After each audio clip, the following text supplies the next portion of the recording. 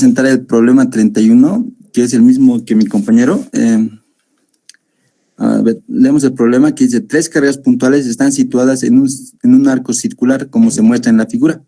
Aquí podemos ver las tres cargas. Ahorita este es un arco, pero es una circunferencia, por eso las distancias son iguales. Arco de circunferencia. Sí, por eso las distancias son iguales. De las tres cargas al punto P, las tres son iguales. ¿Qué datos tenemos? Vamos a analizar en eso. Bueno, el punto A, ¿qué nos pide? ¿Cuál es el campo eléctrico total en el punto P, o sea, en el centro del arco? Y ahora sí, ¿qué datos tenemos? Vamos a llamar esta carga Q1, que es igual a 3.00 nanocoulombs, que sería igual a 3 por 10 a la menos 9 coulomb. Esta carga que es negativa la vamos a llamar la carga Q2, que sería igual a menos 2.00 nanocoulomb. Y por último, la tercera carga, que sería la carga Q3, que es de 3.00 nanocoulombs, y la constante K, que es la constante eléctrica, que es 9 por 10 a la 9 newtons metro cuadrado sobre coulomb cuadrado. Y como hemos dicho, las distancias, estas distancias R1, R2 y R3, que es de 4 centímetros, son iguales, porque es el arco de una circunferencia. Ahora, ¿cómo vamos a calcular el campo que ejerce esta carga Q1 en el punto P? Vamos a ir por cada carga. Por ejemplo, la carga Q1 que ejerce en este punto, con esta fórmula. La constante eléctrica por la carga sobre la distancia que hay entre la carga Q1 sobre el punto P. Y reemplazamos datos en esta fórmula, que es la constante eléctrica, que sería 9 por 10 a la 9 newtons metro cuadrado sobre coulomb cuadrado, por la carga, que sería 3 por 10 a la menos 9 coulomb, sobre la distancia, que sería 0,04 metros al cuadrado. Y esto nos da igual a 16.875 newtons sobre coulomb. Ahora, pero esto es solo la magnitud, no es, digamos, el vector en sí. ¿Cómo calculamos el vector? Aquí podemos ver que ¿cómo se calcula, por ejemplo, la carga? ¿Cómo decimos la dirección? Por ejemplo, la dirección del campo eléctrico está a lo largo de la línea que une la carga Q1 con el punto P. O sea, en esta línea está la dirección. Pero ¿cómo sabemos el sentido? El sentido lo vamos a ver por la carga. Por ejemplo, si la carga que produce el campo es positiva, el campo eléctrico apuntará hacia afuera de la carga. Es por eso que tiene este sentido. Ahora simplemente descomponemos. Como esto es 30 grados, aquí también va a ser 30 grados. Por ejemplo, en la componente X, como es cateto adyacente, sería la magnitud, que ya lo hemos calculado, por el coseno de 30 grados. Reemplazamos datos y calculamos y nos da que la componente en X de la carga Q1 es igual a 14.614.17 newton sobre coulomb. Ahora, la componente Y, igual como es cateto opuesto, sería la magnitud por el seno de 30 grados. Reemplazamos los datos y tenemos que es 8.437.5 newtons sobre coulomb. Pero aquí se preguntarán por qué es negativo. Es negativo porque hemos puesto nuestro sistema de referencia en el punto P y aquí podemos ver que en el componente X es positivo el vector, pero en el componente Y es negativo. Es por eso que lo colocamos con signo negativo. Ahora solamente, entonces el campo eléctrico sería, que ejerce esta carga Q1, sería igual a 14.614.17 newtons sobre coulomb en I, menos 8.437.5 newtons sobre coulomb en J. Ahora lo mismo pasa con la carga Q2, pero vemos que esta carga ejerce un campo solo en el componente X, no tiene componente Y.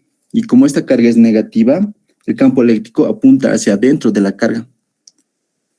Calculamos la magnitud de la misma manera, con la constante eléctrica 9 por 10 a la 9 newtons metro cuadrado sobre coulomb cuadrado, por la carga que es menos 2 por 10 a la menos 9 coulomb, pero esto está con valor absoluto, así que no pasa nada, y por la distancia que sería la misma, 0.04 metros y todo al cuadrado. Esto nos da igual a 11.250 newtons sobre coulomb. Ahora, el campo eléctrico que ejerce esta carga Q2, como hemos visto en nuestro sistema de referencia, es negativo. Es por eso que le colocamos, como no tiene componente en Y, no tiene componente en Y, solo componente en X, y es negativo, entonces solo sería esto, que sería menos 11.250 newtons sobre coulomb en I. Para la carga Q3, vemos que es lo mismo. Es el mismo resultado que la carga Q1, solamente que esta tiene otra dirección, se puede decir, sí.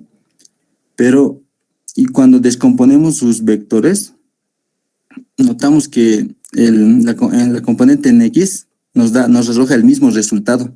Solamente cambia la componente en Y, que ya no es, como podemos ver en el sistema, ya no es negativo, sino es positivo. Pero el resultado es el mismo, que sería 8.477.5 newtons sobre coulomb. Ahora, entonces el campo eléctrico que ejerce esta carga Q3 en el punto P sería 14.614.17 newtons sobre coulomb en I. Ya no sería negativo como la carga Q1, sería positivo, más 8.477.5 newtons sobre coulomb en J. Ahora, utilizando el principio de superposición, tenemos el campo neto que ejercen estas cargas en el punto P. Bueno, simplemente sumamos las cargas, los campos. Tendríamos que el campo que ejerce la carga Q1 en el punto P, que es esta, el campo que ejerce la carga Q2, más el campo que ejerce la carga Q3.